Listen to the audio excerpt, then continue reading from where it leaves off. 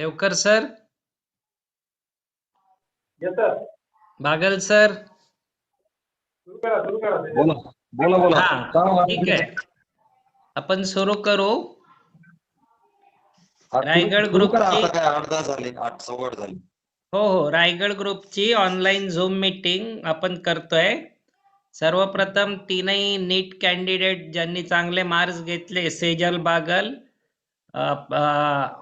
अनुष्का नरसाळे आणि शुभम वाघ यांचं मी रायगड ग्रुप तर्फे अभिनंदन करतो, त्यांचं आणि त्यांच्या पॅरेंट्सचं पण आणि फॅमिलीचं पण, आणि त्यांना पुढील आपल्या वाटचालीसाठी शुभेच्छा देतो. तर ही आपण नीटच्या गायडन्ससाठी मुलांसाठी आणि पॅरेंट्ससाठी ऑनलाईन झूम मीटिंग ठेवलेली आहे. जे प्रॅक्टिकल एक्सपिरियन्सेस 2 वर्षामध्ये त्यांनी कसे, म्हणजे 2 वर्ष कसे एक्सपिरियन्स गेला त्यांचा, ते आपल्यासोबत शेअर करणार आहे की काय अडचणी आल्या. आणि ह्या कोविडच्या काळामध्ये अजूनच प्रिपरेशन करणं थोडं कठीण होतं. तर कधी ऑनलाईन क्लासेस करून, कधी लाईव्ह क्लासेस करून त्यांनी एवढं 2 वर्षामध्ये चांगलं यश मिळवून आणलं. त्याबद्दल ते आपल्याला थोडं मार्गदर्शन करतील. तसंच 8वी 9वी 10वीच्या मुलांना पण त्या मार्गदर्शन करतील. तरी सर्वप्रथम मी सेजल बागल हिला सांगतो की आपलं प्रेझेंटेशन चालू करावं. थँक्यू काका.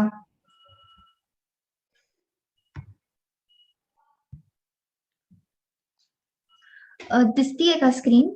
हो.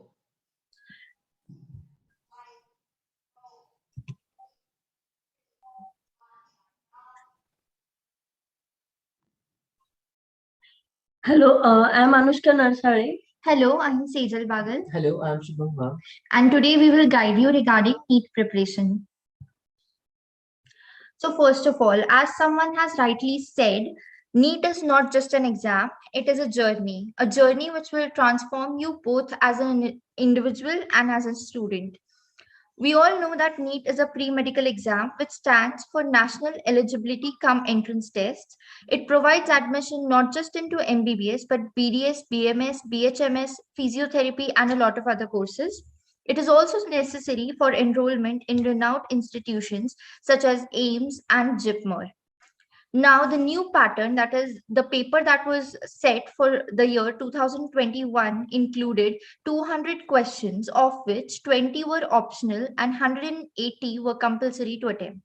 The paper was divided into 4 sections: botany, zoology, chemistry, physics, each of 180 marks. Every subject further was divided into 2 sections, A and B. Section A included 30 questions, of which all were compulsory to attempt. Section B included 15 questions, of which any 10 could be attempted.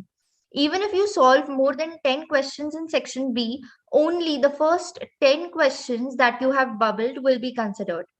Hence, the paper remains of 720 marks with 200 questions to be solved in 180 minutes. म्हणजे approximately you get 45 seconds per question, and negative marking, that is -1, does exist. Now, the point that I want to highlight in this slide is the competency of the exam. The competency of the exam is further hyped by the fact that more than 15 lakh students appear for the exam every year. And though the number of MBBS seats remain only 41,000, that is, the success rate is nearly 0.027%. आता तुम्हाला सगळ्यांना प्रश्न पडला असेल की आम्ही ही information का include केली. हे फॅक्ट्स आहेत, हे सत्य आहे आणि हे सगळ्या स्टुडंट्सला व पालकांना कळलं पाहिजे. नीट बद्दल जर तुम्ही नीटचा अभ्यास करत असाल तर प्लीज आत्तापासूनच सिरियस होऊन जा.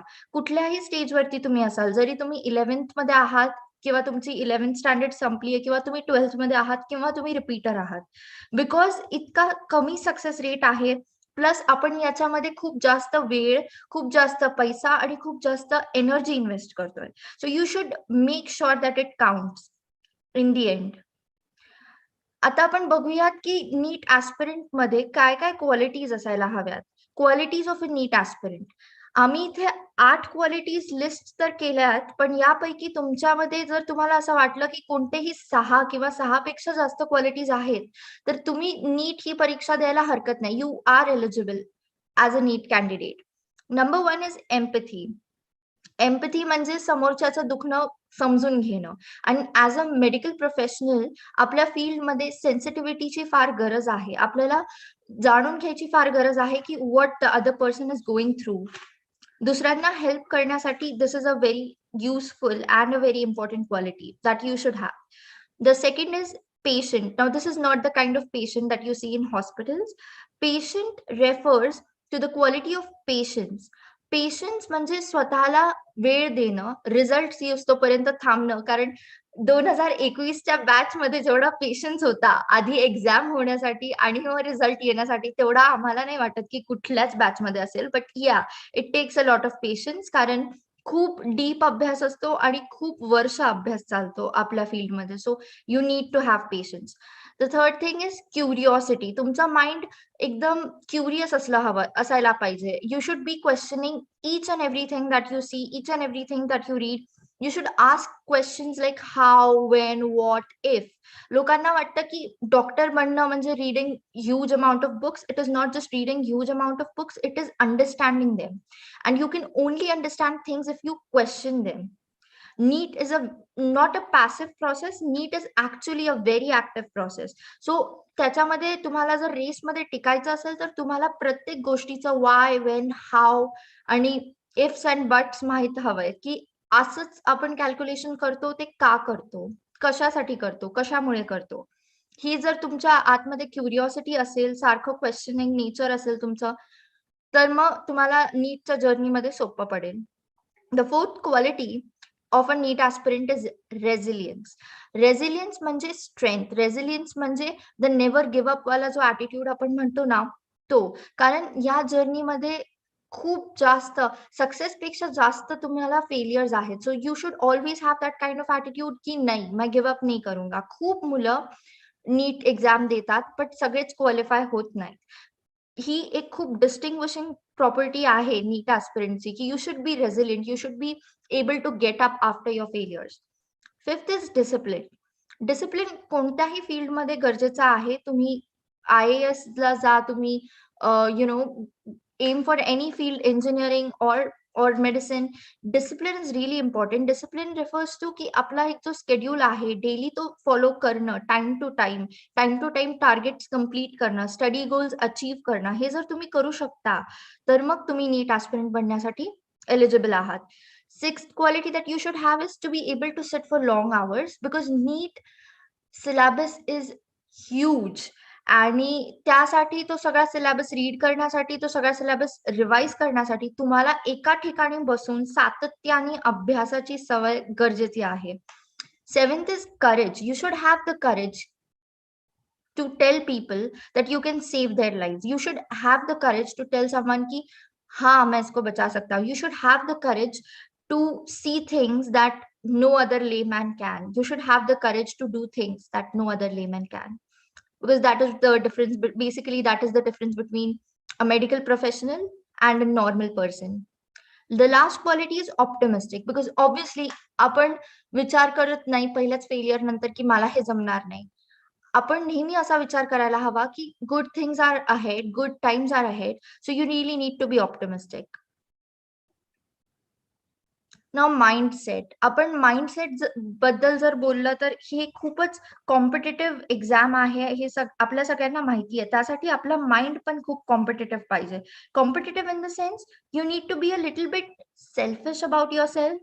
म्हणजे मी असं नाही म्हणत आहे की तुम्ही फ्रेंड्सच नाही बनवायला पाहिजेत, but you need to be selfish about your time. तुम्ही कोणते फ्रेंड्स बनवताय, कोणत्या फ्रेंड्सला टाइम देताय आणि ते गरजेचं आहे की नाही, कुठे तुमचा टाइम तुम्ही स्पेंड करताय किंवा वेस्ट करताय, याची तुम्ही नोंद घेतली पाहिजे. Because you can not afford to waste a single minute while you are preparing for NEET. कारण एक मिनिटाला तुमचे जे कॉम्पिटिटर्स आहेत ते तुमच्या पुढे निघत असतात. तुम्ही असा विचार करता की माझ्या कोचिंगमध्ये मी टॉप तर मारतोय, स्कोर चांगला येतोय, I mean to top 5, so I will perform good in papers. But reality तशी नाहीये ना. तुमच्या कोचिंगमध्ये तुम्ही 200-300 लोकांसोबत कम्पीट करता. So like you are practising in a pond, but you really have to swim in an ocean. So you need to have a very broad perspective, की तुम्ही एकटेच नाहीयेत की ज्यांना डॉक्टर बनायचं, तुम्ही एकटेच नाहीयेत की ज्यांना नीट क्रॅक करायचे. तुमच्यासारखे असे 15 लाख लोक आहेत. इनफॅक्ट त्याच्यापेक्षाही जास्त असतील. तर त्यासाठी तुमचा माइंडसेट खूप कॉम्पिटिटिव्ह पाहिजे आणि तुम्ही डिसाईड केलं पाहिजे की तुम्ही कुठे वेळ घालवताय आणि कुठे वेळ नाही घालवत आहे. सेकंड थिंग इज की जरी तुमच्यासोबत खूप सगळे लोक असले, imagine yourself being on a stage with all the 15 lakh people, you should be able to see yourself in limelight. म्हणजे कुणाशीच कंपेअर नाही करायचं. स्वतःचा प्रोग्रेस आपण स्वतःशीच कंपेअर करून मेजर केला पाहिजे, की काल मी 300 स्कोर करत होतो पेपरमध्ये, आज मी ॲटलीस्ट 301 तरी स्कोर करतोय का? ऑब्व्हियसली ते पेपरवरती डिपेंड करतं. पण तुम्ही तुम्हाला माहिती असतं, की तुम्ही किती एफर्ट्स घेताय. तुम्ही आई-वडिलांशी खोटं बोलू शकता, तुम्ही फ्रेंड्सशी खोटं बोलू शकता, पण तुम्ही स्वतःशी खोटं नाही बोलू शकत. So you should stay true to yourself आणि stay true to yourself regarding how much you are improving day by day. तुमचा दिवसातला गोल हाच पाहिजे, की मी कालपेक्षा बेटर तर आहे ना. काल मला जे कॉन्सेप्ट्स माहीत नव्हते, आज ते माहीत पडलेत ना, किंवा काल मला एखादी गोष्ट येत नव्हती, आज ती येतेय ना. काल मला एखादा क्वेश्चन नाही जमला, आज तो येतोय का? अशा प्रकारे आपण आपला प्रोग्रेस मेजर केला पाहिजे. मी आधी पण सांगितलं, की नेव्हर गिव्ह अप ॲटिट्यूड पाहिजे, कारण आम्ही सुद्धा शेवटपर्यंत गिव्ह अप नाही केलं. म्हणजे माझी आणि शुभमची तर रिअल स्टोरी अशी आहे, की we were never in the top 5 elite group of the coaching institutes, but आम्ही एंडपर्यंत लाइक एक्झामच्या दिवसापर्यंत आम्ही गिव्ह अप नाही केलं. आणि results will speak for themselves. आम्ही नक्कीच कोचिंगच्या टॉप 10 मध्ये नसणार आहोत कोचिंगच्या पेपर्सच्या, पण नीट झाल्यानंतर आम्ही त्या कोचिंगच्या टॉप 10 स्टुडंट्स तर नक्की असणार आहोत, ज्यांना एमबीबीएस गव्हर्नमेंट मिळालं. So that is what makes the difference. You should give your 100% no matter what if you want zero regrets in the end. की ॲटलीस्ट तुम्ही ट्राय तर करा, तुम्ही फुल ट्राय करा. तुमचे एफर्ट्स जे आहेत ते एकदम 100% द्या. रिझल्ट येऊ न येऊ, ॲटलीस्ट तुम्हाला, तुमच्या पेरेंट्सला हे तरी माहिती पडेल की तुम्ही 100% दिलं की नाही. नाहीतर मग एक्झाम झाल्यानंतर आता जसं लॉकडाऊनमध्ये खूप सगळ्या डिफिकल्टीज फेस केल्या आम्ही सुद्धा. ऑनलाईन क्लासेस मध्ये आमचे फ्रेंड्स कधी बंक मारायचे, आम्हाला पण बोर व्हायचं. लोकांचा एक टेम्पो गेला होता, निघत होता हळू-हळू. जसं-जसं एक्झाम पोस्टपोन होत होती, तसं-तसं लोकांचा टेम्पो सुटत होता. But then the only thing that stuck with me was की नाही, मला रिग्रेट नाही झाला पाहिजे, की यार मी करू शकले असते, पण मी केलं नाही. तर तुम्ही सुद्धा असाच ॲटिट्यूड ठेवायला हवा, की तुम्ही रिग्रेट नाही केलं पाहिजे, की एक्झाम नंतर, की मी करू शकले असते, पण मी केलं नाही. Because it is always better to have sleepless nights before the exam then to have it after. मी पुन्हा एकदा रिपीट करते, बिकॉज हे खूप महत्वाचं वाक्य आहे. It is always better to have sleepless nights before the exam then to have it after. And I think this might stick with you till the end.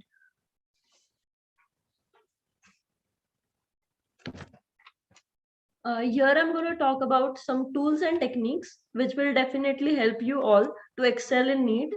First technique is Pomodoro technique, which is studying at regular intervals of 45 to 60 minutes and then take a break of 15 minutes in which you should recall what you read before. Second technique is 3R technique, which is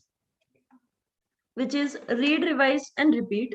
You must revise your physics and chemistry synopsis daily. Third technique is mistake book. Keep 3 different mistake books for 3 different subjects, which are bio, chem, and physics, and read them frequently. Fourth technique is synopsis. Keep updating your synopsis, that is personal notes after every exam. You can include diagrams, mnemonics, color codes, and flowcharts in it. Fifth technique is sticky notes. Use sticky notes to add important points, questions, and facts. You can add these sticky notes in your synopsis as well as in your textbooks. Sixth point is spaced repetition.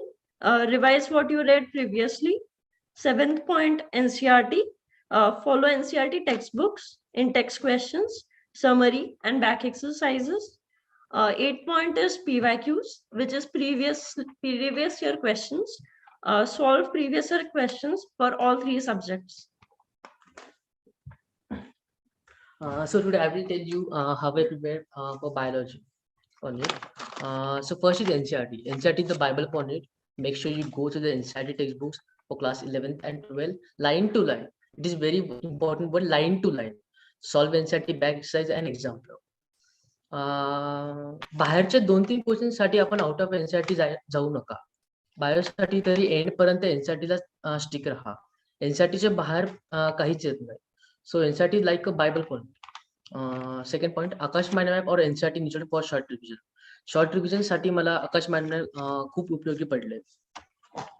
Third, Pearson for solving NCERT based MCQ only level 1. Pearson ह्या book मध्ये only NCERT based MCQ आहे. ते आपण level 1 पर्यंत solve करायचे, but level 2 is not necessary. Fourth, personal notes. This must include a table of scientists' names and their contributions, important dates, timelines, and list of examples from important chapters. किंवा तुम्ही एक book म्हणून आहे NCERT filtrate. ही book आहे जो ज्यामध्ये वरचे सगळे जेवढे टॉपिक्स मेन्शन आहे सर्व गोष्टी समराइज केल्या. So NCERT filtrate is must book. Don't skip the introduction and summary of each and every chapter. हे खूपच मुलं आणि मुली स्किप करते. जसे की तुम्ही बघू शकता की नीट 2019 मध्ये हा पार्ट इंट्रोडक्शन मधनं होता. ज्यांनी इंट्रोडक्शन केलं, इंट्रोडक्शनचा पार्ट लर्न केला असेल त्यांनाच हा क्वेश्चन जमला असेल. Diagrams are very important. नीट go through the diagrams thoroughly.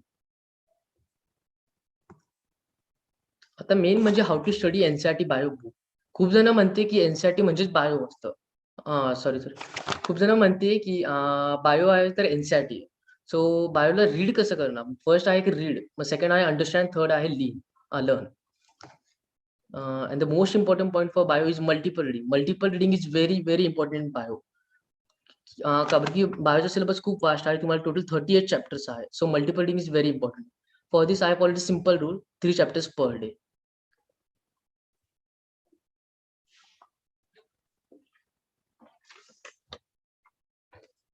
आता मी सांगणार आहे की केमिस्ट्री कसं प्रिपेअर केलं मी नीट साठी. So basically chemistry is divided into 3 parts. Physical chemistry, inorganic chemistry आणि last organic chemistry. First, I will talk about physical chemistry. So, physical chemistry is just like physics, which requires a lot of practice. So, तुम्ही भरपूर formulas, भरपूर MCQs practice करा. आणि जे पण NCERT मधले 11-12 textbooks मधले जे पण फॉर्म्युलाज आहेत त्याच्यासाठी तुम्ही एक वेगळी बुक बनवून ठेवा आणि ती परत रिवाइज करा. Physical chemistry includes chapters like states of matter, thermo, equilibrium, etc. Second is inorganic chemistry. ह्याच्यासाठी तुम्ही एनसीआरटी टेक्स्टबुक वाचा. त्यातले जे पण ट्रेंड्स आहेत, जे पण ऑर्डर्स आहेत ते तुम्हाला पाठ पाहिजे. त्याच्यासाठी तुम्ही एक वेगळी नोट बनवून ठेवू शकता आणि ती परत रिवाइज करत राहा. Inorganic chemistry includes block chemistry, that is S, P, D and F blocks and other chapters as well. Last is organic chemistry. Read NCERT properly and make a separate list for named reactions. You should also know the color and structure of different compounds mentioned in the NCERT textbook of 12th. Practice a lot of MCQs to get a hang of organic chemistry. ह्या chemistry साठी मी तुम्हाला sources refer करते.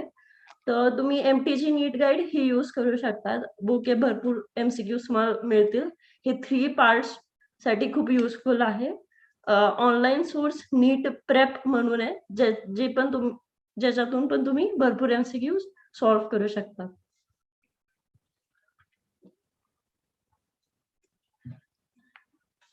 आता आपण पाहूयात की how to prepare physics for NEET.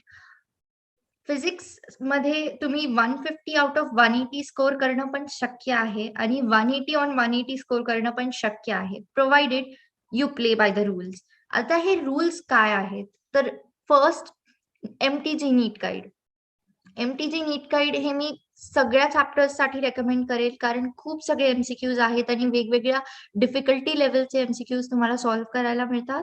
So तुम्ही नक्कीच ही बुक ट्राय केली पाहिजे. Second is DC Pandey selectively. Now, why solve DC Pandey selectively is because it is a very huge book.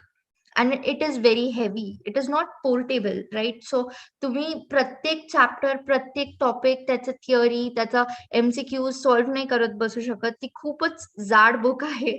So मी तर सजेस्ट करेल की तुम्ही टॉपिक वाईज सॉल्व्ह करावं. एखादा टॉपिक जर तुम्हाला डिफिकल्ट वाटतोय फिजिक्स मधला topic, sub topic, what ever, त्याचे MCQ भरपूर सगळे तुम्हाला DC पांडीमध्ये मिळतील. तुम्ही ते सॉल्व्ह करू शकता. कन्सेप्ट क्लिअरिंग साठी चांगलं आहे.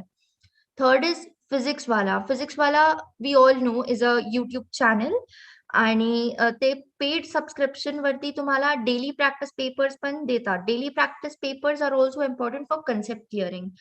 Now we are coming back and back again at this point की NCERT is important. Physics ची NCERT, बायो आणि केमिस्ट्रीच्या NCERT जितकीच इम्पॉर्टंट आहे, आणि बरेच लोक इग्नोर करतात. आम्हाला ही गोष्ट खूप लेट कळाली.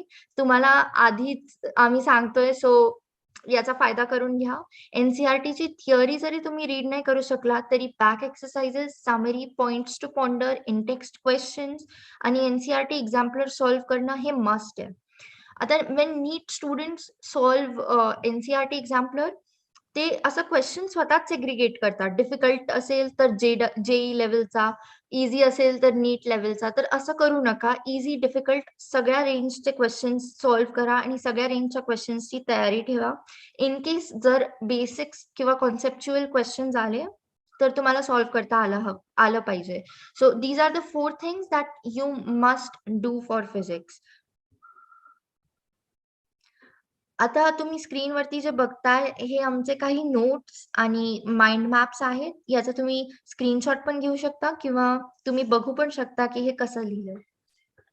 आम्ही ग्रुपवरती नंतर याचे PDF पण सेंड करणार आहोत. हा वेव्ह मोशन चॅप्टरचा आहे की वेव्ह मोशन चॅप्टरचा फिजिक्सचा फॉर्म्युला शीट ज्याला आपण म्हणतो ते कसं दिसतं. Now this is for work power energy. Physics मधला खूप इम्पॉर्टंट चॅप्टर आहे आणि हे फॉर्म्युला शीट बनवून असं एकदाच बनवून ठेवण्यात काही पॉइंट नाहीये. You should revise it again and again. तर मग इझी रिव्हिजन साठी तुम्ही प्रयत्न करा की ड्रॉइंग बुकचा एक सिंगल पेज किंवा A4 साईजच्या एका सिंगल पेज वरती पूर्ण चॅप्टर फिट करता आला पाहिजे. वेव्ह मोशनला तुम्ही असं पण रिप्रेझेंट करू शकता. हा फ्लो चार्ट कम माइंड मॅप आहे. वेगवेगळ्या कलर्सचा वापर केलेला आहे वेगवेगळ्या शब्दांसाठी.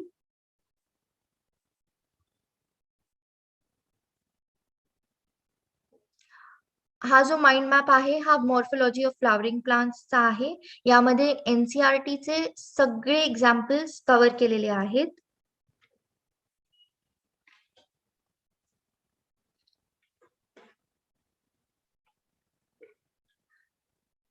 हा सेल स्ट्रक्चर अँड फंक्शन्स वाला चॅप्टर मधला माइंड मॅप आहे. माइंड मॅप नाही म्हणता येणार, पण याला व्हिज्युअली असं रिप्रेझेंट केलंय आणि याचा खूप फायदा होतो कारण तुम्ही असे व्हिज्युअल चार्ट्स बनवून, माइंड मॅप्स बनवून तुमच्या रूम मध्ये लावू शकता आणि ते वारंवार रिवाइज करायला सोपं होईल.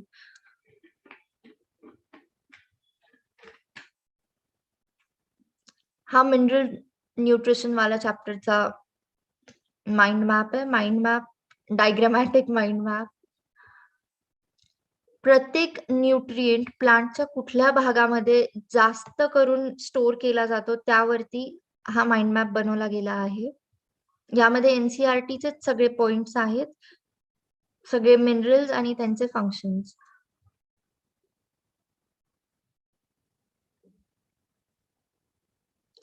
Now let us see how to manage boards and NEET. Now most of you might be in HSC board and some of you might be in CBSE board like me. So first we will see how to manage CBSE board exams and NEET. जर तुम्ही CBSE मध्ये आहात तर एक गोष्ट लक्षात घ्या, PE and English, these are extra subjects. Actually इथे टायपिंग मिस्टेक आहे. English is not an optional subject. PE, physical education, is optional subject. English is a compulsory subject. Okay, PCB aggregate should be more than 75%. Now this is not a rule, but to be in the safe zone, आपण at least distinction तरी score केलं पाहिजे. So write those papers seriously. Even if you don't write physical education papers or English papers seriously, it's fine, but you should be serious about physics, chemistry and bio, because subjective papers आणि subjective papers मध्ये विचारला गेलेला syllabus आणि आपल्या नीट साठीचा जो syllabus असतो तो एकच असतो, NCERT. सो तुमचाच NCERT अजून स्ट्रेंथन होत आहे, अजून परफेक्ट होत आहे. अशा अप्रोचनी तुम्ही PCBचे पेपर्स लिहायला पाहिजेत. PCBE marks are also important. Now, what do I mean when I say that PCBE marks are also important is that आम्ही जेव्हा नीट रजिस्ट्रेशन करतो नीटसाठी किंवा इवन फॉर कॅप राउंड्स, आम्हाला विचारलं जातं की तुमचा PCB ऍग्रिगेट काय आहे आणि तुमचा PCBE ऍग्रिगेट काय आहे. So to be in the safe zone, target like max to max 70 to 75% तुम्हाला मिळाले पाहिजेत. English cannot be ignored because medical literature involves a lot of Latin and a lot of English. So if your English is not strong or not grammatically correct, you might find it difficult while you study the huge textbooks in MBBS because खूप सगळं literature words, खूप सगळे difficult terminologies असतात. So you need to work on your English. Physical education is not important. Schools आणि colleges pressurize करतात practical साठी, project साठी, but trust me, they are not important. Practicals are helpful. Practicals कोणते physics, chemistry आणि bioचे, they are really helpful because they give you an insight into the concept like DNA extraction and observing Drosophila under microscope. These are really helpful. Seventh point that you should note is that when you are preparing for CBSE board exams, you should give 70% of your time to NEET and 30% to board exams, because the syllabus that you are preparing for NEET as well as boards is one and the same. So it doesn't make a difference. Eighth point is refer to OSWAL sample question papers for your board exams.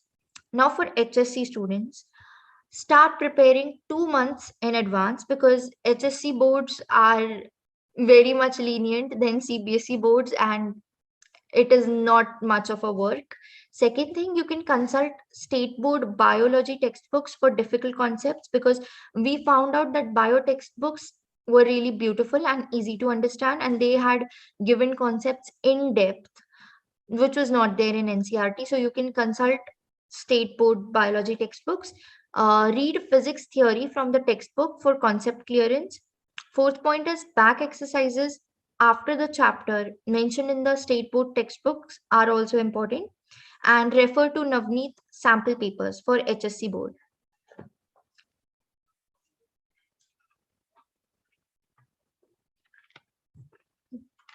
हा part खूप important आहे की या 2 इयर्सच्या जर्नीमध्ये तुम्ही काय काय things केलं पाहिजे आणि काय काय नाही केलं पाहिजे. तर पहिले मी काय तुम्ही केलंच पाहिजे ह्याच्याबद्दल बोलणार आहे. Try sticking to your timetable. However, your timetable may change due to several reasons. तोच टाइम टेबल फॉलो करा जो तुम्हाला सूट होतोय. म्हणजे जर तुम्हाला सकाळी उठता येत असेल तर तुम्ही सकाळी लवकर उठा. जर तुम्हाला सकाळी नसेल उठता येत बट जर तुम्ही दिवसभरात करू शकाल चांगला अभ्यास तर तुम्ही दिवसभरात करू शकतात, नाहीतर रात्री जागू शकतात. Keep your focus on daily tests. After every test, you must analyze the paper properly. Write down your mistake in the mistake book and note down the new facts that you learned in each test in your synopsis. Solve all India level test series from physics wala or NEET prep right from class 12th. हे तुम्हाला idea देईल की कसे तुमची नीट असेल आणि तुम्हाला सवय पण होईल पेपर देण्याची फुल सिलेबस टेस्टची. आणि ह्याची लेवल पण बऱ्यापैकी जे सोर्सेस आता आहेत स्क्रीनवर जे दिसतात आपल्याला त्याची लेवल नीट सारखीच आहे. आणि तुम्ही you can also include some sort of recreational activities. Like तुम्ही जर डान्सिंग तुम्हाला आवडत असेल तुम्ही डान्सिंग करू शकतात किंवा स्पोर्ट्स खेळू शकतात किंवा अजून कुठल्या ऍक्टिव्हिटीज करू शकतात. Now I'm going to talk about don'ts. Do not cheat in exams. It might give you temporary satisfaction by looking at your marks, but you will definitely regret by the end of NEET exam. Just test साठी अभ्यास नका करू. तुमचा schedule properly बनवा आणि तो follow करा आणि रिवाइज करत राहा जे शिकवलंय क्लासमध्ये रोज. Stop cramming and start understanding all the concepts well. हा खूप important point आहे. Never compare yourself with others. It might demotivate you. Just तुमचा performance every time. Just तुमचे performance compare करा तुमच्या सोबतच. Never compromise on your health and sleep. Take adequate amount of sleep daily to keep you energized. You can also meditate to calm down your nerves. So I will tell you about paper solving strategy. So first solve bio, then chem, and finally physics. For chem and physics, order of solving can be changed according to your condition. Simple आहे की मला पहिले bio simple जायचं म्हणून मी bio गेलो, मग केम, मग physics. पण ही ऑर्डर तुमच्या कन्व्हिनियंटली चेंज होऊ शकते. पण बहुतेक जण हीच ऑर्डर फॉलो करते, बायो, केम अँड फिजिक्स. तुम्हाला ही ऑर्डर डिसाईड करण्यासाठी जे तुमचे प्रॅक्टिस पेपर आहेत त्यात तुम्ही डिसाईड करू शकता, म्हणजे चेंज करून बघू शकता की तुम्हाला कोणची ऑर्डर कम्फर्टेबल. मला याच्यातून डिलीट व्हायचं असेल तर कसं व्हायचं?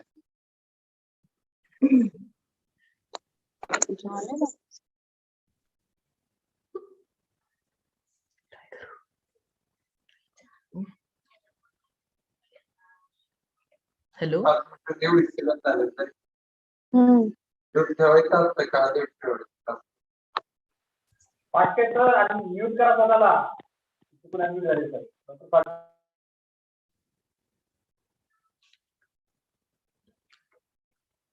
Okay, go on please.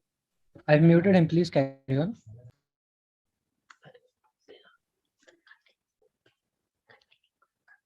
Sir continue करू का?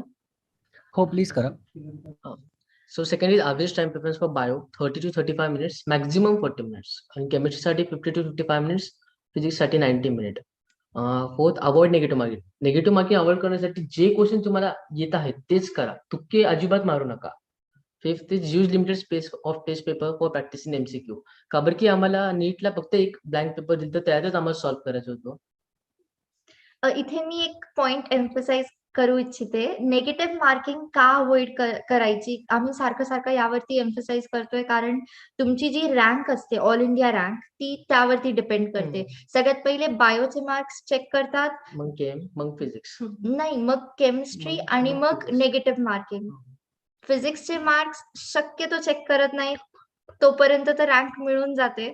आणि फिजिक्स तुम्हाला पण फायनल स्कोर ऍड करण्यासाठी आणि फायनल स्कोर वाढवण्यासाठी मदत करतं. सो फिजिक्सला इग्नोर नका करू, बट नेगेटिव्ह मार्किंग अवॉइड करा कारण त्याच्यावरती तुमची रँक डिपेंड करते.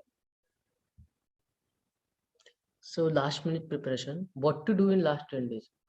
हे बघा, लास्ट 10 days म्हणजे पूर्ण 10 days नाही आपल्याला यूज करायची, 9 days मध्येच आपल्याला आपली पूर्ण लास्ट डिव्हिजन कम्प्लीट करायची. आणि 10th day ला आपल्याला जे माइंड मॅपचे, सिनॉप्सिसचे, चार्टचे, डायग्रामचे ते रीड करायचे. First is proper time table of last division in 9 days and read only NCERT. NCERTच्या बाहेर जाऊच नका, दुसरं काहीच रीड नका करू. लास्ट 10 days फक्त NCERT रीड करा. Take balance diet, eat healthy and homemade, avoid junk food. का बरं की मी सांगतो, मला नेक्स्ट डे, नीटच्या नेक्स्ट डेच डेंग्यू झाला होता. सो ह्याला जास्त हलकं मध्ये घेऊ नका. Sleep for at least 6 to 7 hours. मी 7 hours स्लीप करायचो. प्रॅक्टिस 11 to 12 ओमकार्स and meditation for relieving stress. Do not practice a lot of mock tests during the last week. 1 or 2 full portion tests are enough.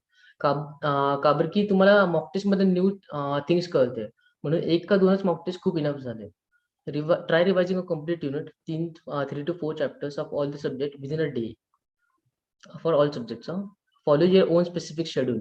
दुसऱ्यांचं याच्यावर depend नको राहू की तो organic करतो 3 दिवस, मग मी पण 3 दिवस ऑर्गॅनिक करत, तसं काहीच करू नका. तुमचं स्वतःचं शेड्यूल बनवून 10 days मध्ये कम्प्लीट करा. Don't read new topic and concept.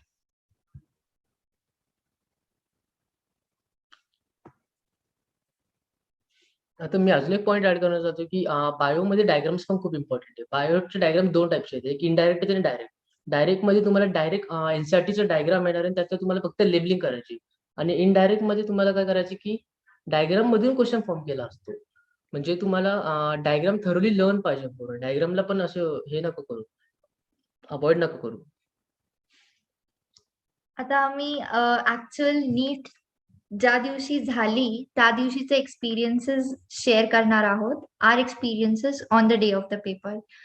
माझ्यासोबत असं झालं होतं की 2-2.5 वर्ष, like the night before, I will start from there. The night before I was very scared and I was very panic, because आपलं प्रिपरेशन किती पण स्ट्रॉंग असलं तरी जेव्हा नीटची ऍक्च्युअल एक्झाम होते तेव्हा सगळेच जण खूप जास्त स्ट्रेसमध्ये असतात, खूप जास्त पॅनिकमध्ये असतात, पॅनिक मोडमध्ये असतात. आणि खरं तर तो स्ट्रेस कॉम्बॅट करण्यासाठी मला ओंकार आणि मेडिटेशन याची खूप मदत झाली. But like the night before I was still scared and I was still shivering. Like there was no pressure from my parents to score marks, and they were like, okay, to Gail, don't take so much of load, don't take so much stress. But still, I was shivering, and I called one best friend of mine, and I tried to listen to, literally I heard Taylor Swift songs to distract myself, and this is true. uh, the next day I woke up and I had to go. I was just waiting for that day to come from like what seemed like ages, आणि तो दिवस आला होता. आणि त्या दिवशी मला असं वाटत होतं की मे बी थोडा अजून टाइम मिळायला पाहिजे होता. But anyways, you never feel prepared until you go there. So I went there, आणि खूप दिवसानंतर घराच्या बाहेर निघाल्यामुळे मला रस्ते पण आठवत नव्हते लिटरली. आणि एक्झाम सेंटरवरती पोहोचले. तिकडे गेल्यानंतर कोचिंग इन्स्टिट्यूटचे माझे काही फ्रेंड्स दिसले. सेम सेंटर होता. So like we were okay, we were chill, like ठीक आहे, साथ में एक्झाम देंगे. 12:15 ला आम्ही आतमध्ये गेलो. And my biggest concern was की 2 ते 5 जर if I have to go to the washroom then I will not be allowed. So 1:30 वाजेच्या आधीच मी वॉशरूमला वगैरे जाऊन आले. And after that, I began with my paper. The first subject that I attempted was, of course, bio. Botany, zoology got completed in 40 to 45 minutes. Yeah. And then I completed chemistry. And माझी अशी सवय होती की पहिले पूर्ण paper attempt करायचा आणि मग OMR ला सर्कल करायचं. आणि मी तशीच प्रॅक्टिस केली होती. बट मेन पेपरच्या दिवशी काय झालं, after chemistry when I saw bio, like 2-3 questions बघितले, खूप मोठे होते आणि खूप वेळ लागत होता मला ते सॉल्व्ह करायला. लाइक 4-4 लाईनीचे क्वेश्चन, त्यातही ऑप्शन्स फुल सेंटेन्सेस मध्ये. सो फुल पॅनिक झाले होते मी. लाइक मला मला इतकं प्रेस्पिरेशन येत होतं की लाइक माझा फिंगरप्रिंट पण त्या पेपरवरती उमटला नाही नीट OMR शीटवरती. तो फारच वेगळा माहोल होता. And after that I decided की मी पहिले सर्कल करून घेते. सो बायो केलं, केमिस्ट्री केलं, सर्कल केलं. त्यानंतर तोपर्यंत 4:30 वाजले होते. Like within half an hour मी फिजिक्सचं ऑनेस्टली फार नाही सोडवू शकले, पण मी जितकं सोडवू शकले मी तितकं सॉल्व्ह केलं. मी खरंच घाबरून गेले होते फिजिक्सचा पेपर बघून, क्योंकि फिजिक्सने अच्छे अच्छों की ले ली. लेकिन द थिंग वाज की my grandmother always told me that no matter what happens on the day of the paper, you should never give up, and you should never, you know, you should never give up. You should give your 100%. So I did the same thing. I did not give up because माझ्या डोक्यात हेच होतं की हा जो stress आहे, हा जो पॅनिक आहे, हा एक्झाम हॉलमध्ये सोडायचा. एक्झाम हॉलच्या बाहेर मी चिल करणार आहे. एक्झाम हॉलच्या बाहेर मी रिलॅक्स होऊन जाणार आहे. सो मी जितकं अटेम्प्ट करू शकले तितकं अटेम्प्ट केले फिजिक्सचे क्वेश्चन्स. आणि ऑनेस्टली सगळे नाही अटेम्प्ट केले, पण जितके केले तितके केले. And I gave the paper. Another thing that I want to emphasise is की आपण 2 वर्ष प्रॅक्टिस करतो, 2-2.5 वर्ष जितका पण टाइम तुम्ही करताय, की there is a particular pattern, bio फिर केम फिर फिजिक्स. तसा माझा पॅटर्न होता bio, physics and chem, because that work for me. But during the actual paper, when I saw physics, I got panicked, I got scared, so I took chemistry first. So you should be flexible enough to change your timetable at the end. And it was not easy because there were 2 invigilator, and there was this one invigilator who was always keeping a check on me, like for 2.5 hours continuously, because I asked him a question. And so the whole time तो पण एक वेगळा stress असतो. ते सारखे येत असतात. 4 ते 5 वेळा तर ते आलेच, signatures, formalities, fingerprint and stuff. आणि त्यामध्ये पण खूप वेळ जातो.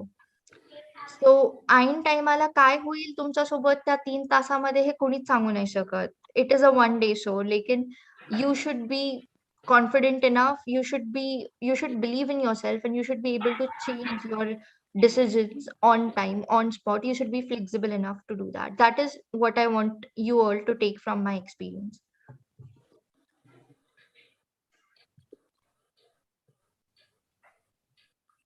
आता मी माझा एक्सपिरियन्स सांगणार आहे नीट डेचा.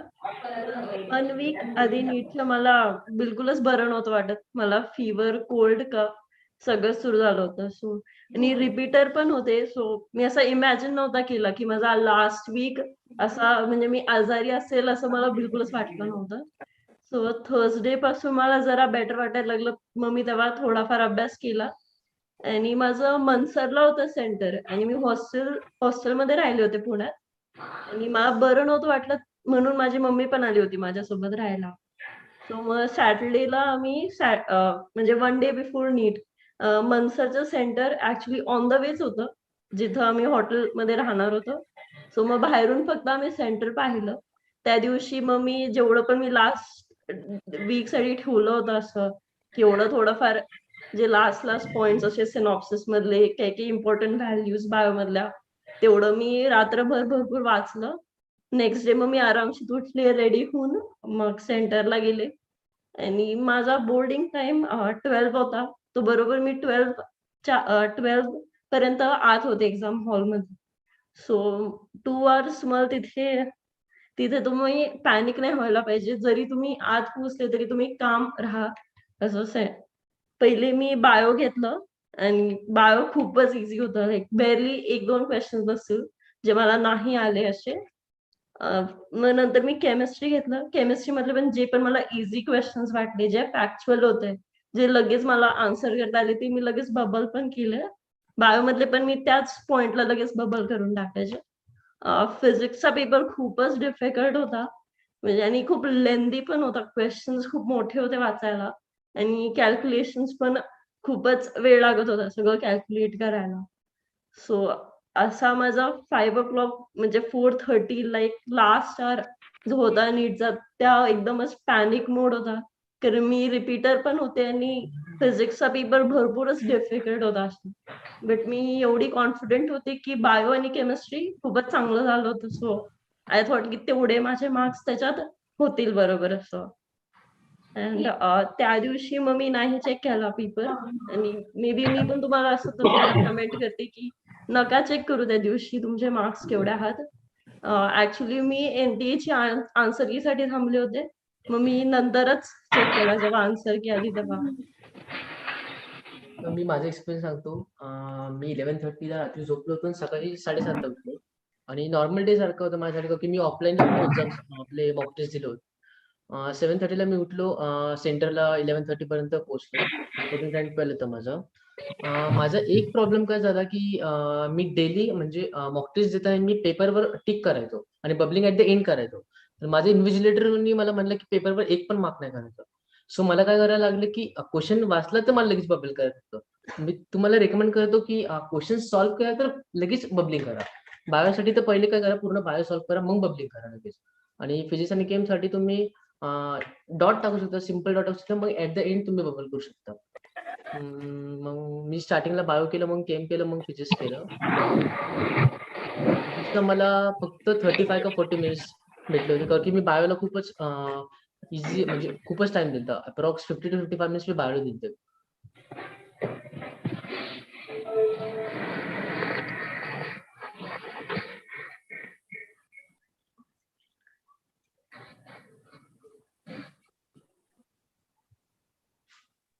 Conclusion, we hope that this session was useful for you आणि तुम्ही questions जर काही असतील तर विचारू शकता.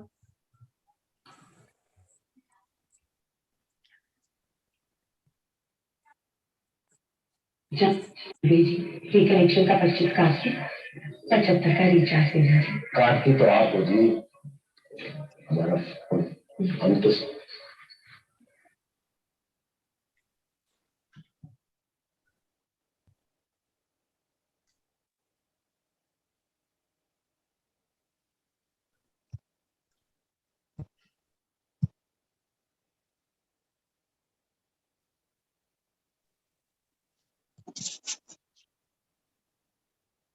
कोणाला काही प्रश्न विचारायचे असेल तर विचारू शकता.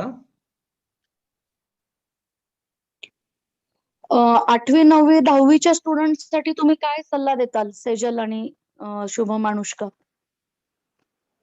तुमचे कन्सेप्ट आतापासूनच स्ट्रॉंग ठेवा. जे पण तुमचे कॅल्क्युलेशन्स पण असं मॅथ्स मधले पण जे पण कन्सेप्ट आहेत प्रॉपरली समजून घ्या. एंडला मग तुम्हाला फिजिक्सला युजफुल होईल 11-12 मध्ये. असं बेसिक्स तुमचे क्लिअर असले तिन्ही ह्याच्यातले, म्हणजे बायोचे पण आणि मॅथ्सचे पण बेसिक्स, तर मग ते चांगलंच आहे. कॅल्क्युलेटर अजिबात यूज करू नका आणि टेबल्स पण लर्न पाहिजे. थँक्यू. सेजल, हा काका. तुमचं तिघांचे प्रेझेंटेशन खूप छान झालं. अनुष्का, शुभम आणि तू खूप छान प्रेझेंट केलंय आणि तुम्ही खरंच खूप मेहनत करून हे सक्सेस अचीव्ह केलंय. मला एक प्रश्न होता की तुम्ही ज्यावेळी ट्युशन्सला जाता त्यावेळी तुमचं कॉलेज टाइम आणि ट्युशन टाइम तो कसा मॅनेज करता तुम्ही? ऍक्च्युली अंकल, आम्हाला रोज कॉलेजला नाही जावं लागायचं. आम्हाला फक्त प्रॅक्टिकल्स किंवा एक्झाम्स असतील त्याच दिवशी, आणि कोचिंग वाले सुट्टी देतात त्या जर दिवशी, प्रॅक्टिकल आणि एक्झामच्या तेव्हा दिवशी. हो. टायअप होतं ना जेचं कॉलेज सोबत. आणि कॉलेजला ऍडमिशन कुठल्या घेतलेलं? तक्षशिला. मी आणि शुभम आम्ही तक्षशिलामध्ये होतो. मी 2020 बॅचचे होते ना, मी प्रियदर्शनी, म्हणजे आमचे पूर्ण जी पण बॅच होती 2020ची ती सगळ्यांनी प्रियदर्शनी कॉलेजलाच घेतलं होतं. आणि 11-12ला HSC बोर्ड की CBSE बोर्डच कंटिन्यू करायचं? सेजल आणि मी सीबीएसई बोर्डला होतो. आणि मी HSC ला होते. म्हणजे दॅट डिपेंड्स की तुमचा चॉईस कसा आहे. पण ऍक्च्युली जर सीबीएसई घेतलं तर खूप सोपं जातं, कारण सेमच सिलेबस असतो आणि कॉन्सेप्ट आपले प्रॅक्टिकल्स असं वाटत नाही की वेस्ट ऑफ टाइम होत आहेत, कारण प्रॅक्टिकल्स मध्ये पण भरपूर सगळे कॉन्सेप्ट क्लिअर होतात. सो आम्ही तर तेच कंटिन्यू केलं. स्टेट बोर्ड जर तुम्ही घेतलं तर तुम्हाला एक्स्ट्रा सब्जेक्ट घ्यावे लागतात ना कोणते होते? हो, जॉग्रफी किंवा मॅथ्स, त्या दोघांपैकी एक चूज करायला लागतं. आणि आणि एक 8th लँग्वेज पासनं पण काही वाढते ना, फाउंडेशन हिंदी कोर्स लँग्वेज काही पण आहेत वाढते. का की ट्युशन लावायलाच पाहिजे 8th पासनं? फाउंडेशन कोर्स काही लावलं तर नव्हतं आम्ही. नाही, असं आम्ही काही- तर लावलं नव्हतं. बट आता जसं IIT JEEचं प्रिपरेशन लोक 8th-9th पासूनच सुरू करतात, तसं नीटचं कोणी करत नाही. Actually Okay. केलं पाहिजे, पण तुम्ही पर्सनल लेवलवरती चांगले जे बुक्स असतात MTGचे, असे फाउंडेशन कोर्सेसचे बुक्स तुम्ही तुमच्या पाल्याकडनं सॉल्व्ह करून घेऊ शकता घरच्या घरी. हा, आणि एक विचारायचं की सपोज तुमची स्ट्रीम आता फिक्स नाही की तुम्ही इंजिनिअरिंगला जाणार की मेडिकलला जाणार, तर तुम्ही नीट आणि जीची प्रिपरेशन सायमल्टेनियस करू शकता का? हो, तुम्ही PCMB दोन्ही घेऊ शकता. असं म्हणजे हे नाही की तुम्ही फक्त PCBच घेऊ शकता. तुम्ही PCB आणि मॅथ्स कंटिन्युअस राहू शकता. ओके, पण प्रिपरेशनला मग ऍडिक्वेट वेळ मिळतो का दोन्हीच्या? आमच्या काही बॅचमेट्सनी तसं हो. केलं होतं. ऍक्च्युली ज्यांना इंजिनिअरिंग आणि बायोटेक्नॉलॉजी या फील्डमध्ये ऍडमिशन घ्यायचं होतं त्यांनी अभ्यास तर नीटचाच केला, पण Okay. कारण M ग्रुप ठेवला होता त्यांनी, तर MHCETचे एक्झाम आणि बोर्ड एक्झामचे त्यांचे मार्कांवरनं त्यांनी इंजिनिअरिंगला ऍडमिशन घेतलं. नाही, पण मग त्यांना नीट स्कोअर कसा आला? नाही, नीटचा चांगला नाही, नाही नीटचा आला. चांगला नाही. नाही आला. विधान चैतन्य. हो. चालेल, खूप छान इंटरॅक्ट केलंय तुम्ही. तुम्हाला ऑल द बेस्ट तुमच्या आता ऍडमिशन्स आणि पुढच्या फ्युचर करता. थँक्यू. तुम्ही प्लीज एकदा फिजिक्स केमिस्ट्रीसाठी जे सॉल्विंग कुठल्या बुक म्हणून करायचं एकदा सांगता का? फिजिक्ससाठी MTG नीट गाईड. हा, म्हणजे ते फिंगर टिप्स पासून वेगळं बुक आहे ना? हा, फिंगर टिप्स वेगळं आहे. तेच फिंगर टिप्स नाही करायचं सॉल्व्ह MTG नीट गाईड मध्ये, कारण थोडेसे NCERT बेस्ड क्वेश्चन्स असतात. हा. तर मग NCERT ची रिव्हिजन होते. नीट गाईड आणि DC पांडे सिलेक्टिव्हली फक्त कॉन्सेप्ट क्लिअरन्स साठी. हा, म्हणजे त्याचे म्हणजे सगळे एक्सरसाइज नाही सोडवायचे ना, म्हणजे नाही. ऑब्जेक्टिव्ह सोडवले तरी होतंय. ऑब्जेक्टिव्ह सोडवले तरी इनफ आहे. आणि ह्याच्यासाठी म्हणजे ऑर्गॅनिक, इनऑर्गॅनिक आणि फिजिकल साठी MTG नीट गाईड तुम्ही यूज करू शकता. तिन्ही सब्जेक्ट, म्हणजे तिन्ही पार्ट साठी होईल MTG नीट हा, गाईड. तिन्हीला म्हणजे असं जे फर्स्ट रँकचं बुक MTG नीट गाईडच ठेवायचं ना, म्हणजे असं हो. तुमचं सजेशन. म्हणजे असे बाकीचे MTG फिंगर टिप्स, पिअर्सन वगैरे त्यांच्याबद्दल म्हणजे MTG ला नंबर 1 प्रायोरिटी द्यायची का? GRB यूज नका करू. GRB होते एक ऑर्गॅनिक केमिस्ट्री, ती खूप हाय लेवल, ते IIT साठीच आहे. GRB म्हणजे ओपी टंडन ना? ईशान परत एकदा रिपीट कर ना. GRB म्हणजे ओपी टंडन ना?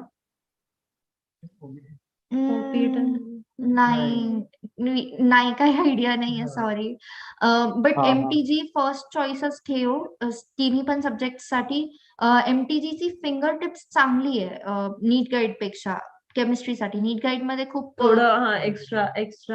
क्वेश्चन्स आहेत NCERTच्या बाहेर. सो केमिस्ट्रीसाठी finger tips, but like for bio आणि फिजिक्स नीट गाईडच चांगली आहे त्यांची. हा म्हणजे बायो आणि फिजिक्स साठी नीट गाईड आणि केमिस्ट्रीसाठी फिंगर टिप्स. राईट. बायोसाठी हा. पिअर्सन चांगले. हा, बायोसाठी पिअर्सन. पिअर्सन आणि MTG मध्ये मी पिअर्सनला जास्त फॉलो करतो, कारण की पिअर्सन मध्ये NCERT बेस MCQ होते. MTG मध्ये असं म्हणजे क्लिअरली NCERT बेस नव्हते, पण पिअर्सन मध्ये असं लाईन टू लाईन NCERT होते. हा, आणि ह्याच्यात बायो फिजिक्स साठी नीट गाईड आणि केमिस्ट्रीसाठी हे finger MTG tips. Finger tips. Physics खूपच स्ट्रॉंग आहे तर तुम्ही एररलेस जा फिजिक्सचा. म्हणजे खूपच स्ट्रॉंग आहे तरच फिजिक्स. आणि प्रोव्हाइडेड तुम्हाला खूप जास्त वेळ आहे वेळ असेल तरच एररलेस जा. एररलेस मध्ये 11th च्या एंडला आहे मी, मग काय सजेशन आहे?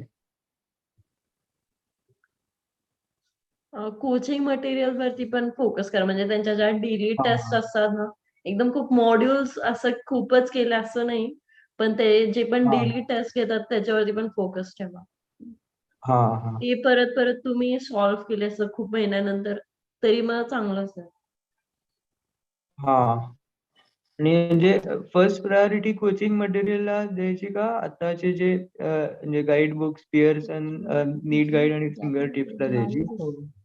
झालंच कोचिंग मध्ये. कोचिंग मटेरियलच पहिले प्रेफरन्स. हा, चालेल. थँक्यू. खूप फायदेशीर होतं. तुम्ही इन्फॉर्मेशन दिली, म्हणजे तुम्हाला फोरसाईट मिळाला याच्यामधून. Thank you for attending. Thank you for all this information. जास्त रेफरन्स बुक सॉल्व्ह नको करू आपण. एकच बुक खूप वेळा खूप वेळा सॉल्व्ह सॉल्व्ह करू. करा. बायोसाठी पण मल्टिपल रिडिंग खूप राईट, बिकॉज आम्ही नीट गाईड पण केलं, फिंगर टिप्स पण केलं, बट आम्हाला फिंगर टिप्स जास्त एफिशियंट आणि टाइम सेव्हिंग वाटलं, सो आम्ही फिंगर टिप्स सांगतोय. फिजिक्सला ना का म्हणजे नीट गाईड केमिस्ट्री. केमिस्ट्रीसाठी फिंगर टिप्स सोडवायचं आणि फिजिक्सला नीट गाईड आणि बायोला पिअर्सन. म्हणजे मी आतापर्यंत म्हणजे क्वेश्चन सॉल्व्हिंगला एवढं एम्फसिस देत नव्हतो, म्हणजे टेस्टसाठी फक्त थेअरी करत होतो.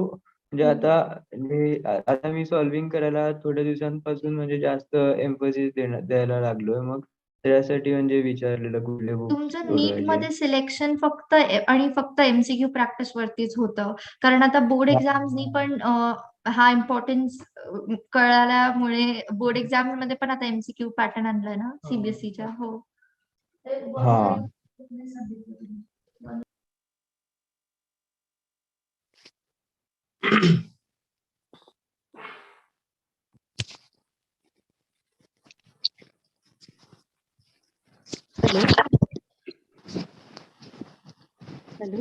हॅलो. हा, बोला मॅडम, ऐकायला येतं. हॅलो. हॅलो, मी डॉक्टर फाळके बोलतो. बोला ना काका. तुम्हा तिघांचंही कॉंग्रॅच्युलेशन. खूप छान तुम्ही माहिती. थँक्यू. मला फक्त हे विचारायचंय की अनुष्का कोचिंगला पुण्याला होती, बरोबर? हो. तर तू कुठे कोचिंग घेतलं त्याच्यानंतर झा अकॅडमी. त्याचे डिटेल सांग, आणि नगरमध्ये कुठे कोचिंग घ्यावी लोकांनी सांग. नगरमध्ये मी जे घेतलं होतं, बट मला जहा जास्त इफेक्टिव्ह वाटलं असं. अच्छा, म्हणजे मग तू नगरचं नंतर झाला किती दिवस, म्हणजे तू किती दिवस तिकडे पुण्यात राहिली? पुण्यात मी लास्ट इयर अराउंड 6-7 मंथ्स होते. मध्ये खूप लॉकडाऊन झालं होतं पुण्यात, अराउंड मे टू जून, तेव्हा मी नगरमध्येच होते. पण तू पहिल्या प्रिपरेशनला मग नगरमध्येच होते का? हो 11th-12th नगरमध्ये होते, तेव्हा ऑफलाईन होतं ना आमचं. ओके, मग त्यावेळेस तू जे ला होती. हो जे.जे.ला होतं. अच्छा, Sejal, tell me about your experience with J here in Ahmednagar. Be authentic. Shubham पण आहे इकडे आणि यू विल एग्री की नगर सारख्या ठिकाणी खरंच त्यांनी चांगला इनिशिएटिव्ह घेतलाय फक्त नीट कोचिंग करायला, पण आता ते JEE आणि CET साठी पण कोचिंग करायला लागले, त्यामुळे आम्हाला वाटतं की त्यांचं थोडं लक्ष कमी पडेल. कारण आमच्यापर्यंत म्हणजे माझ्या बॅच पर्यंत मला चांगलं वाटलं, पण मी सेजल आणि शुभमचं ऐकते ना, मग ते म्हटलेत की असे खूप जास्तच बॅचेस झाल्यात, मग असं थोडं काय सरांचं पण गाईड लक्ष कराल आता नसतं. नवीन जे आता आम्ही आठवीत आहे, आता 11वीला जाणार ती, मग तुम्ही नवीन लोकांसाठी कुठलं कोचिंग गाईड कराल, म्हणजे which you will prefer for us? जर तुम्हाला लातूरला जाता येतंय तर बेस्टच आहे, because that is like a पैसा वसूल थिंग. तुम्ही तिकडे जा, पण जर तुम्हाला लातूरला जाणं शक्य नाहीये तर नगरच्या नगरमध्ये खूप बॉस टीचर्स आहेत ज्यांच्याकडे तुम्ही क्लासेस लावू शकता. लाईक कालरा मॅडम आहेत. कालरा मॅमचा रिझल्ट स्पीक फॉर देमसेल्व्स. ज्या मुलांनी कालरा मॅमचा एक्स्ट्रा क्लासेस लावले होते त्यांना नीट मध्ये ऑन एन ॲव्हरेज 160 to 170 तर आरामात पडतात आणि आम्हाला पण तेवढे नाही पडत. सो तुम्ही कालरा मॅमचा आणि बाकी पर्सनल असे इंडिव्हिज्युअल क्लासेस लावू शकता नगरमध्ये. बायोसाठी अँबिशन पण चांगलं आहे. Ambition academy. आणि बायोसाठी वंजारे मॅडमचं नाव खूप ऐकण्यात येतं. त्या एक नंबर आहेत म्हणजे. नाही, पण ज्यावेळेस आपण असे सेपरेट क्लासेस लावू, मग त्यावेळेस ऍडमिशन कुठल्या कॉलेजला घ्यायची आणि टाइम मॅनेजमेंट कशी करायची?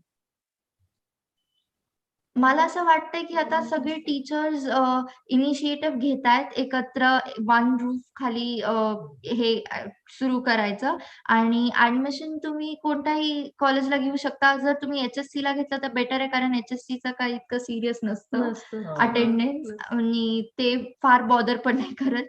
जसं CBSE मध्ये जर्नल कम्प्लीट करा, हे ते भरपूर सगळे आहेत. पण म्हणजे आहेत कॉलेजेस. म्हणजे तुम्ही मग जे तुम्ही रेकमेंड नाही करत? नाही चेरी, समजा सेपरेट क्लासेस लावले तर त्याला कुठलं कॉलेज टायप नाहीये, तर त्याची रिस्पॉन्सिबिलिटी कोण घेणार मग, किंवा ते कॉलेजचं हे कसं होणार? कसं असतं ना मावशी, मेजॉरिटी लोक जे सेपरेट क्लासेस लावतात, मी असं ऐकलंय ज्यांनी फ्रेंड्स कडनं की जे मेजॉरिटी लोक असतात ते एकच कॉलेज चूज करतात. लाईक मेजॉरिटी लोक एक तर प्रियदर्शनी मध्ये जातील किंवा मेजॉरिटी लोक SREF मध्ये जातील आणि मग त्या कॉलेजेसला पण माहिती असतं की हे कोणत्या कोचिंगचे आहेत. सो त्यात तसा काही इश्यू येत नाही. फक्त एक्झामच्या दिवशी जायचं, त्या दिवशी सुट्टी देतात क्लासेसवाले. मग क्लासेसवाले सजेस्ट करतात कॉलेज. क्लासेसवाले सजेस्ट करतात college. What is SREF? Shri Ramakrishna education something दूध कॉलेज. हा, दूध कॉलेज आहेत, 2-3 आहेत ते मी पाहिलेत, काही काळजी करू नका. कालरा मॅडम कडे कुठल्या सब्जेक्ट साठी लावायचं क्लास? केमिस्ट्री. नाही बर का डॉक्टर फाळके, त्यांच्या तिघांनी पॅरेंटला मी विनंती करतो, त्यांनी मीटिंगला बोलवलंय. रामदीन सर, वंजारे मॅडम आणि कारला मॅडम एकत्रित क्लास घेण्यासाठी तयार आहेत. फक्त आपण त्यांच्यावर किती विश्वास टाकतो आणि त्यांचा थोडा बेंचचा प्रॉब्लेम आहे, त्यासाठी त्यांनी मीटिंग बोलवली. पण मी ह्या मीटिंग ऍडमिशनच्या प्रोसेस असल्यामुळे मी गेलो नाही. तर तुम्ही यादी करा, मी तुम्हाला यादी पाठवतो माझ्याकडची आणि आपण सगळे जाऊन त्यांना एकदा भेटू या 2-3 दिवसात. Okay, thank you. आणि त्यांनी मला फोन केलेत, रामदीन सरांनी आणि कारला मॅडमनी पर्सनली, पण मी ऍडमिशनच्या प्रोसेसमध्ये असल्यामुळे मला कम्युनिकेट करता नाही आलं. पॅरेंटची लिस्ट पण माझ्याकडे फार कमी आहे. जर तुम्हाला मिळाली तर बघा, माझ्याकडे 5-6 लोकांची नाव आहेत तुमच्या सहित. तर तुम्ही तुमच्या ग्रुपवरती माहिती काढा आणि जास्तीत जास्त पॅरेंटला बोलवा. म्हणजे सगळ्यांनी बोललं त्यांना तर त्यांची श्युअरिटी, त्यांनी एकत्र राहणं, बेंच वगैरे याविषयी आपण त्यांच्याशी शक्यतो मंगळवारी भेटूया, कारण मला सोमवारपर्यंत थोडं ऍडमिशनचं काम आहे. माझा अजून एक प्रश्न होता चेरी आणि अनुष्काला. अनुष्काचा एक्सपिरियन्स जेजेचा चांगला होता कारण ती ऑफलाईन होती. ऑफलाईन होते आणि चेरी आणि सेजल आणि शुभम जे आहेत ते ऑनलाईन होते. सो त्यांचा एक्सपिरियन्स थोडा खराब होता असं म्हणता येईल का? काय अनुष्का आणि चेरी तुम्ही काय नाही फाळके मॅडम, मी तर इंटरप्रेट करतो तुमच्यासाठी तुम्हाला प्रश्न थोडं. नाहीये, त्या दोघांसाठी प्रश्न नाही, ऐका. मी प्रत्येक बॅचची चर्चा केली. त्यांची पहिल्या बॅचला एकदम चांगलं होतं ताडे सरांच्या, नंतर अनुष्काच्या चांगलं होतं, त्याच्यापेक्षा चेरीला थोडं घसरलं. आणि आता मी आभासी बोललो जयदीपच्या, तर ते आणखी थोडेसे नाराज आहेत, जरा थोडेसे. ओके. पण तुम्ही दोघी काय सांगता? तरी सुद्धा ऑनलाईन मुळे फरक पडला. ऑफलाईन जेव्हा क्लासेस होते तेव्हा जबरदस्त होते. टीचर्स पण चांगले होते. म्हणजे आता जसं ऑनलाईन झालं तसं खूप फरक पडला, कारण टीचर्सला सवय नव्हती ऑनलाईन इंटरॅक्शनची. आणि आमचीच बॅच किती 210ची होती. सो इतके सगळे स्टुडंट्स ऑनलाईन सिरियसली पण नाही करायचे, बरेचसे जण नाही यायचे. तो टीचर्सला पण फार डिमोटिवेटिंग होती ही गोष्ट. सो टीचर्सचा पण मेंटल आणि हेल्थ आणि आमचा पण बऱ्यापैकी अफेक्ट झाला. ऑफलाईनच चांगले होते ते. Thank you. Okay, thank you very much.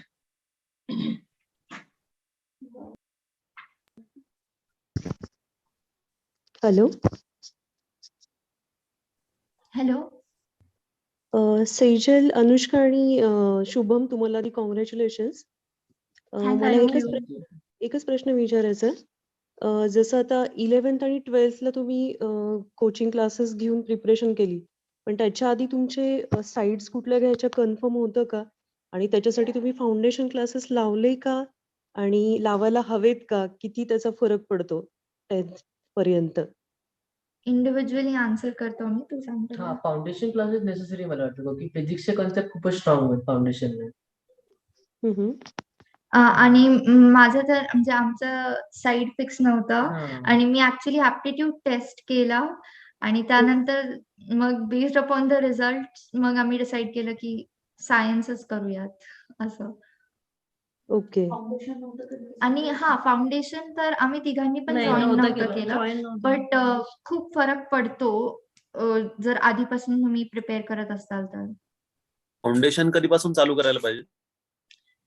8th. आणि कुठले क्लासेस रिकमेंड कराल? तुम्हाला काही आयडिया? नगरमध्ये नाही. ओके. पुणे किंवा औरंगाबादचे बनसोड क्लासेस पण खूप फेमस आहेत. गायकवाड मॅडम. हा, बोला सर. ते सीबीएसईचे फाउंडेशनचे क्लास घेणारे कमी आहेत, पण हेमंत केदारे म्हणून इथे घेतात क्लासेस सीबीएसई फाउंडेशनचे, परंतु सीबीएसईचे घेणारे कमी आहेत नगरमध्ये चांगले. ओके. मी तुम्हाला नंबर पाठवेल जर वाटलंच तर. हो, चालेल. अनुष्काला एक प्रश्न होता. ती पुण्यात झा क्लासेससाठी हॉस्टेलला राहिली होती का? हो, हॉस्टेललाच राहिले होते. तुला काही फरक? जसं आपण घरून अभ्यास करतो आणि हॉस्टेलला, तर तुला काही फरक? मला हॉस्टेलचा खरं, कारण घरी ऑनलाईन असल्यामुळे मग बोर व्हायचं. हॉस्टेलला माझ्यासोबत माझी रूममेट होती, म्हणजे माझ्या पप्पांचे एकदम चांगले फ्रेंड, त्यांची मुलगी, ती पण रिपीटरच होती. आणि मग आमच्या दोघींचं भरपूर जमलं असं. हॉस्टेलमध्ये मला चांगला अभ्यास व्हायचा, घरी मला थोडं खूप डिस्ट्रॅक्शन असं वाटायचं. म्हणजे तसा काही फरक नाही पडाला की तू हॉस्टेलला राहिलीस तरी यू कॅन डू इट वेल? हॉस्टेलला आय थिंक तरी मी रेकमेंड करेल तसं. ओके. तुमच्या तिघांचंही अभिनंदन परत एकदा. थँक्यू. हॅलो. हा, मी डॉक्टर राजूरकर बोलतेय. तुमच्या तिघांचेही अभिनंदन पहिल्यांदा. माझा असा प्रश्न आहे की ॲलन टेस्ट सिरीज बद्दल बरेच जण बोलतात, तर ती लावणं गरजेचं आहे का? मी लावली होती ॲलन टेस्ट सिरीज, पण मला पार्ट सिलेबस टेस्ट ठीक होते, बट असे ऑल इंडिया लेवलचे टेस्ट त्याच्यात भरपूर मला आउट ऑफ एनसीईआरटी असं भरपूर असे तसे एमसीक्यूज विचारले होते. मग नंतर मी नाही फॉलो केलं, मी कोचिंग मटेरियल वरतीच फोकस केलं. कारण ते जास्त डिप्रेसिव्ह होईल मग जर त्यामध्ये रँक नसेल तर. आणि मग माइंड मॅप साठी तुम्ही आकाशचं फॉलो केलं का, की तुम्ही स्वतःचेच बनवले? आकाशचे माइंड मॅप्स चांगले आहेत. नीट प्रेप वाले पण माइंड मॅप्स देतातच, पण मी रेकमेंड करेल की तुम्ही ते माइंड मॅप्स बघा. जसं आम्ही दाखवलं की एका टॉपिकला तुम्ही कसा रिप्रेझेंट करू शकता आणि स्वतः बनवा. बिकॉज स्वतः तुम्ही जेव्हा माइंड मॅप बनवता तेव्हा तुमचं ब्रेन एक्सरसाइज होतो, तेव्हा तुमचं क्रिएशन येते, त्यामुळे ते तुम्हाला लक्षात राहतं. म्हणजे ते लक्षात राहील. बरोबर. आणि जर आकाशचं मग तुम्ही स्टडी मटेरियल ऑर्डर केलं होतं की नाही. फक्त टेस्ट सिरीज समथिंग? फक्त मग? Mind maps okay. शुभमनी फक्त पण ते- माइंड मॅप्स केलं होतं. मी ऍक्च्युली मला आकाशचं मटेरियल मिळालं होतं ओके, सिनियर ओके, कडनं ओके. आणि त्यात पण असंच आढळलं की खूप आउट ऑफ द एनसीईआरटी आणि खूप डीप कॉन्सेप्च्युअल क्वेश्चन्स आहेत. आधीपासून जर सॉल्व्ह केलं तर काही हरकत नाही, पण म्हणजे ते शेवटच्या 6 महिन्यात करण्यासारखी गोष्ट नाहीये. हा आणि नॉट नेसेसरी ना, म्हणजे stick to NCERT, that is not the basic. Okay okay okay okay. Thank you so much. अजून एकदा अभिनंदन तुमचं तिघांचं पण. Thank you. Hello. Actually, first of all, congratulations to all three of you. मला एक विचारायचं होतं की ऑर्गॅनिक केमिस्ट्रीसाठी आपण कोणती बुक रेफर करावी मेनली म्हणजे? एमटीजी सॉल्विंग साठीच ना. ओके, हा सॉल्विंग साठी फिंगर टिप्स और ते नीट गाईड तुम्ही जे बोललात ते. Finger tips. Okay, thank you. पण एनसीआरटी ला इग्नोर नको करू. एनसीईआरटी Must पूर्णपणे NCERT. प्रॉपरली रीड करा. थिअरी इम्पॉर्टंट आहे ऑर्गॅनिक साठी. थिअरी खूप आणि बॅक एक्सरसाइज आणि इंडेक्स क्वेश्चन पण. हा, ओके. थँक्यू. हॅलो, मला एक डाऊट होता. तुमच्यापैकी कोणतरी मध्ये होतं? हो, मी होते. हा, तर मी आता करंटली मध्ये आहे आणि जसं झा सर बोलतात की लाईक ते एमटीपी चे फायनल जे असतात 720 वाले सारखे सॉल्व्ह करा वगैरे, तर ते किती हेल्पफुल आहेत. लाईक मी बाकीच्या पण सिनियर्स जसे बोलले तर ते बोलले की त्यातनं एकही प्रश्न आला नाही या वर्षी तरी. तर मग ते किती हेल्पफुल आहेत लाईक मला एमटीपी. बायो आणि केमिस्ट्री भरपूर एनसीईआरटी बेस वाटायचं, जे पण ते फुल सिलेबस टेस्ट घ्यायचे. फिजिक्स मला असं खूपच हायर लेवलचं वाटायचं, मग लाईक बायो आणि केमिस्ट्री बऱ्यापैकी एनसीईआरटी बेस्ड होतं. हा, ते आहे, पण ते त्यांचे जे सर बोलतात की नुसतं तुम्ही तेवढंही रिवाइज करून गेला ते पेपर्स एमटीपी जे असतात 720 वाले, तरी म्हणजे ते किती हेल्पफुल आहे. लाईक किती रिवाइज केलं पाहिजे फ्रिक्वेंटली. तुम्ही समजा आता कुठली एक एमटीपी दिली आणि मग तुम्ही अनालाइज कराल, मग जी तुम्हाला फॅक्ट्स नाही माहिती तेच तुम्ही नोट डाऊन कराल ना सिनॉप्सिस मध्ये, आणि मग फक्त सिनॉप्सिस तेच रिवाइज करा, म्हणजे पूर्ण पेपर लाईक तुम्हाला जे क्वेश्चन्स येतात ते परत का पाहिजे ना. हा, ओके, थँक्यू.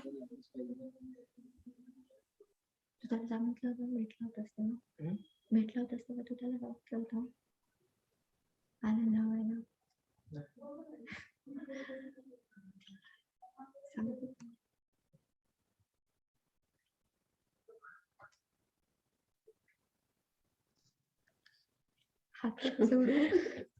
अजून काही विचारायचंय कोणाला? चला हॅलो. हा, पूनम मॅडम बोला. हा, कॉंग्रॅच्युलेशन सेजल, अनुष्का आणि शुभम. थँक्यू.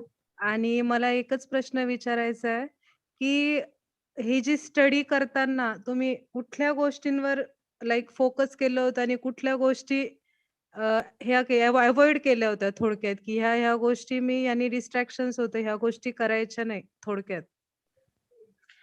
इंस्टाग्रामचं अकाउंट मी डिॲक्टिव्हेट नाही, डिलीटच केलं होतं.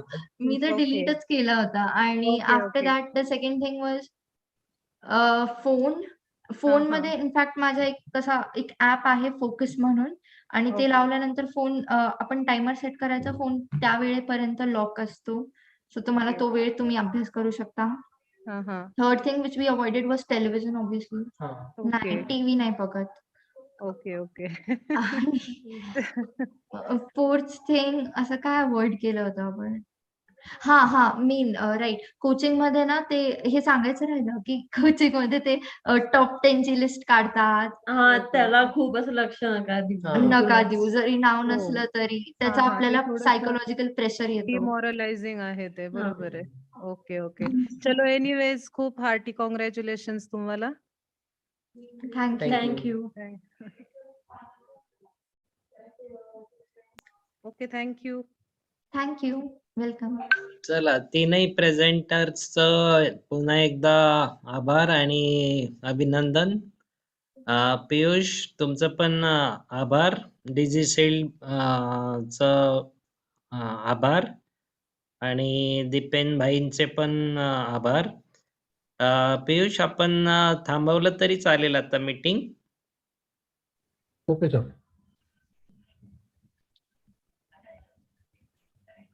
हॅलो सर एंड करू. हो एंड करा. चालेल. Piyush, yes sir.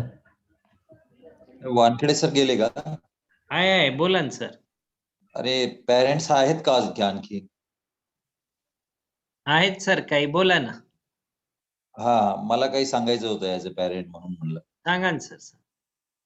आहेत का सगळे? सगळे नाही पण काही आहेत.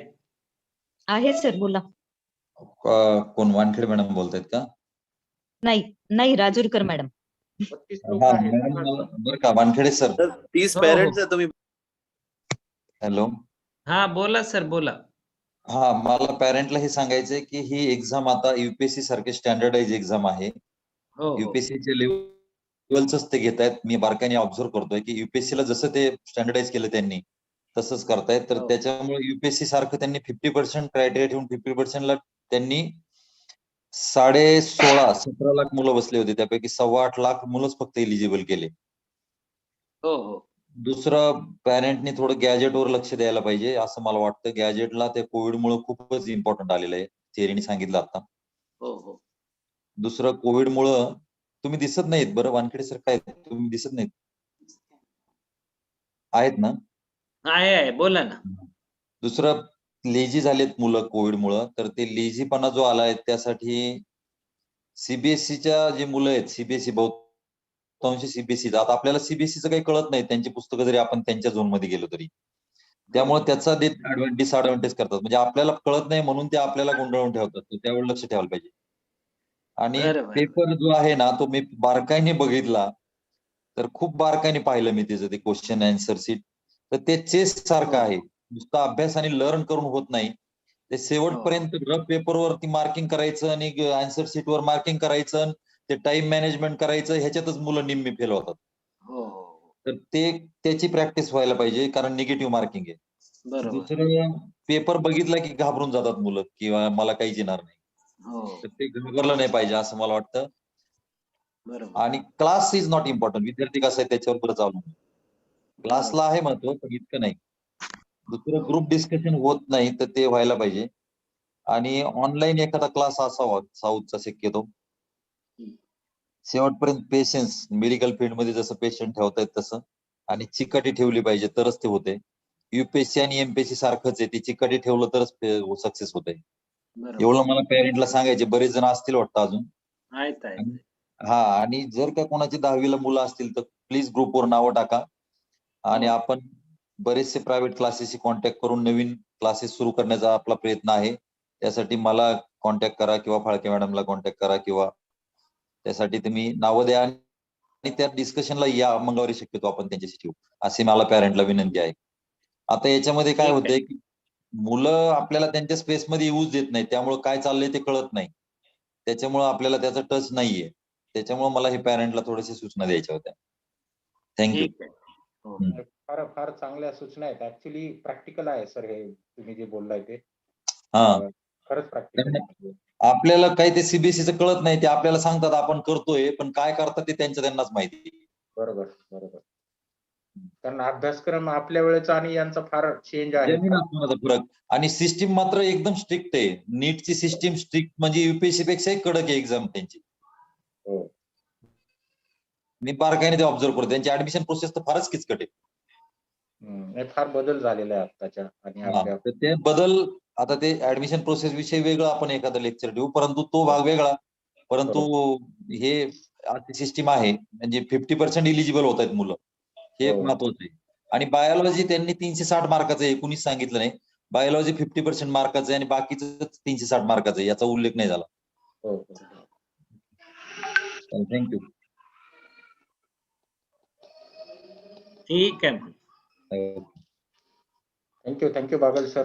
पियुष, करा एंड मीटिंग आता. ओके.